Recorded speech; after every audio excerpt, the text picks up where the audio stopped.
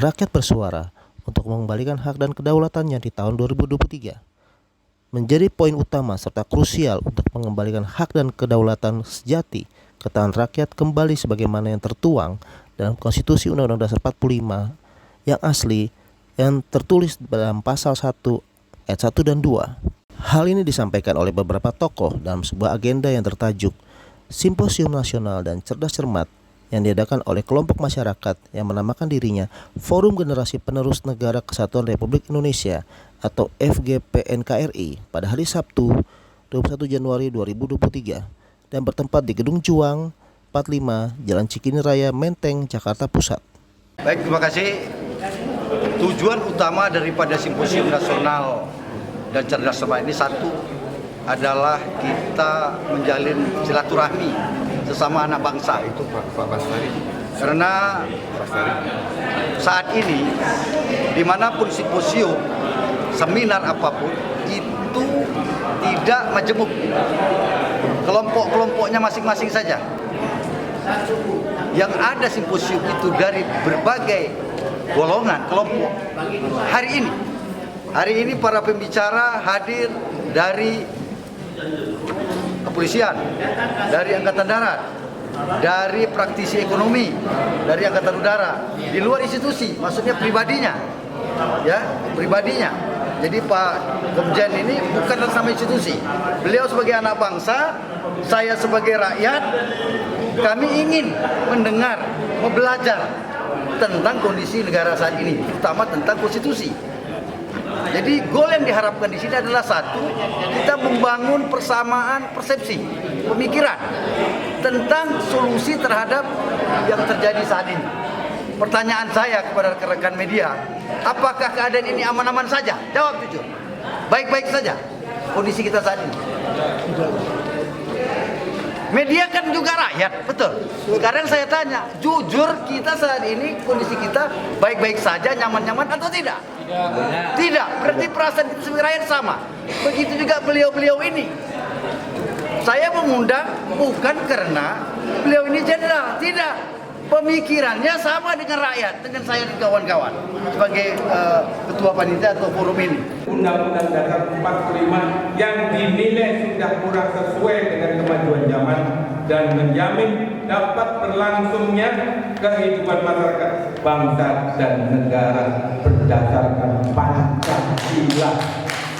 Ini adalah bagian edukasi kepada masyarakat tentang kerusakan yang telah terjadi di dalam bangsa ini oleh karena Undang-Undang Dasar 2002 atau Undang-Undang Dasar 2002 adalah Undang-Undang Dasar NRI 1945. Kenapa saya mengatakan Undang-Undang Dasar 2002? Diresmikan, ditetapkan pada 10 Agustus tahun 2002. Dia pakai 45 padahal dia sudah keluar dari 45. Balikkan, sekali lagi balikkan Pancasila. Balikkan Pancasila. Maka tadi saya berulang kali mengatakan saya tidak pada posisi harus Undang-Undang Dasar 45 yang dulu, enggak juga. Tapi Undang-Undang Dasar 45 itu harus diadendum dengan pengkajian ulang terhadap apa yang sudah kita miliki sekarang. Andai kata antara pembukaan dan batang tubuh Undang-Undang Dasar 45 serta undang-undangnya itu satu aliran bernafaskan Pancasila, internalisasi akan terjadi. Internalisasi tidak terjadi oleh karena hal tadi itu secara normatif, secara aturan hukum dan peraturan perundangan. Tetapi ada hal lain yang juga memberikan pengaruh, yaitu contoh daripada pemimpin. Contoh para pemimpin sekarang ini kurang bagus. Saya harus katakan kurang bagus. Kenapa kurang bagus? Lebih banyak ngomongnya daripada kerjanya, gitu. Presidennya berusaha setengah mati, para pembantunya saya melihatnya kurang serius menjalankannya. Nothing, tidak ada satupun yang dapat menghancurkan tubuh kita kalau bukan Tuhan yang memanggil kita pulang. Jangan dipanggil dengan konsep sesat. Saat ini terjadi konsep sesat dan saya menunggu untuk kita berdiskusi dengan mereka siapapun juga itu yang sedang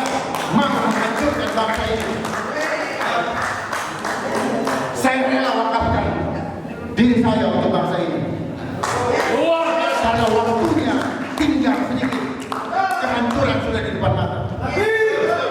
Jangan melihat dari yang terlihat cumalah ilusi. Tapi pahami udang di balik batu dari mereka yang sedang berbicara itu.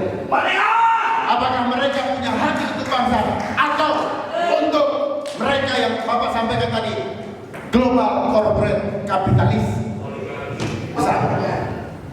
Saya tidak mau mengatakan ini, tapi itu adalah faktanya. Kenapa kita menjadi pengkhianat? Karena kita cinta akan uang. Mudah sekali.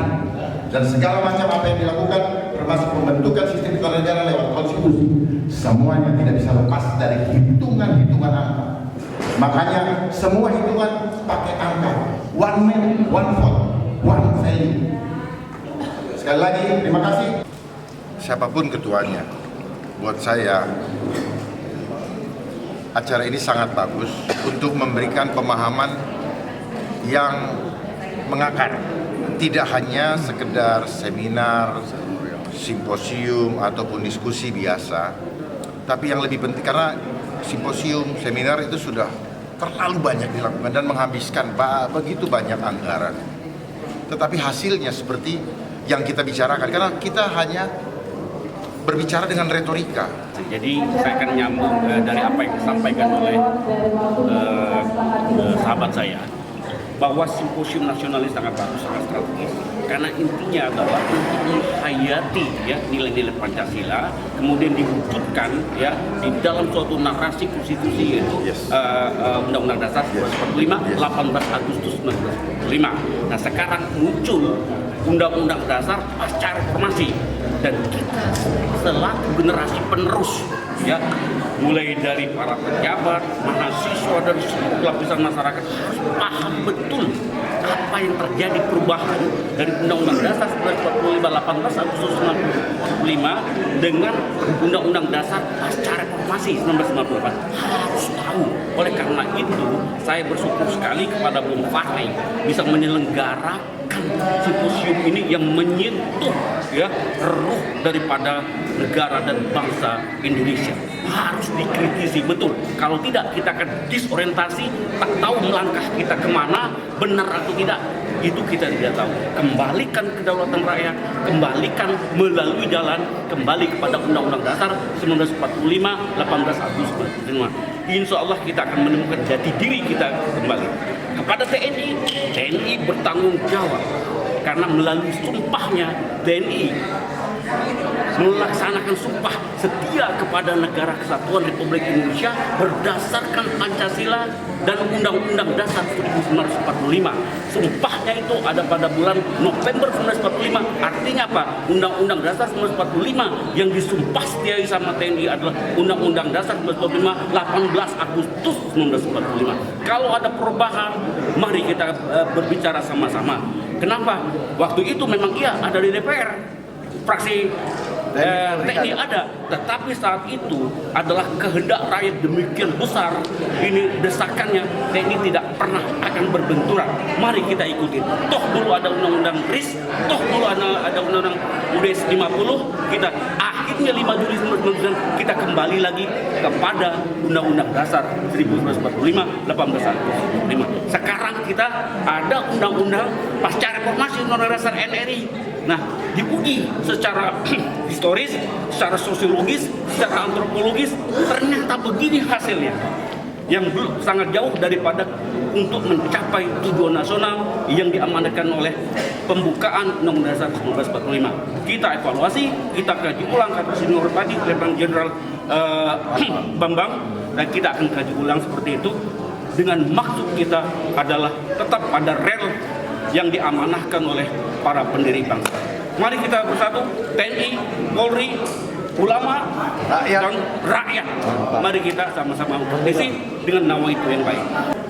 Kita cermati bersama bahwa saat ini negara kita memang sedang carut-marut. Kenapa saya bilang carut-marut? Fakta saat ini perpecahan terjadi di mana-mana. Jangan antara ulama dengan umaro, saat ini ulama dengan ulama pun sudah masing-masing kongsinya, masing-masing dengan benderanya, masing-masing dengan keegoannya. Nah, harapan kita dengan adanya simposium ini yang kita lakukan akan menjadikan membuka wacana kita bersama-sama, umat, ulama, baik itu kiai, santri dan lain sebagainya, rakyat Indonesia segera kembali kepada Undang-Undang Dasar 1945. Kenapa? Sebab di sanalah tentunya sukses dan tidaknya bangsa ini.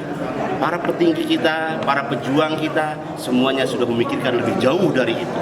Kalau sekarang beranggapan bahwa kita pejuang, saat ini bukan pejuang di antara kita. Pejuang sesungguhnya mungkin bagaimana Pak Sudirman, Jenderal Sudirman, walaupun dengan sakit, sampai istilah mati-matian, sampai mati beneran, beliau memperjuangkan negara ini. Nah, saat ini, krisis ini harus kita cepat ambil langkah dan ambil solusinya. Dengan simposium, mudah-mudahan ini menjadikan salah satu wacana jalan bagi kita bersama-sama merapatkan antara umat, antara rakyat dan pemerintahan. Sehingga kemarin saya sampaikan, hendaklah kita bersama-sama jadikan uhuwah Islamiyah, uhuwah watoniyah, uhuwah basyariah. Kita bersatu padu bersama-sama. Untuk apa? Untuk anak cucu kita di masa yang akan datang. Jika negeri ini hancur, anak cucu kita yang akan datang tentunya yang akan mengatakan bahwa dia adalah pecundang.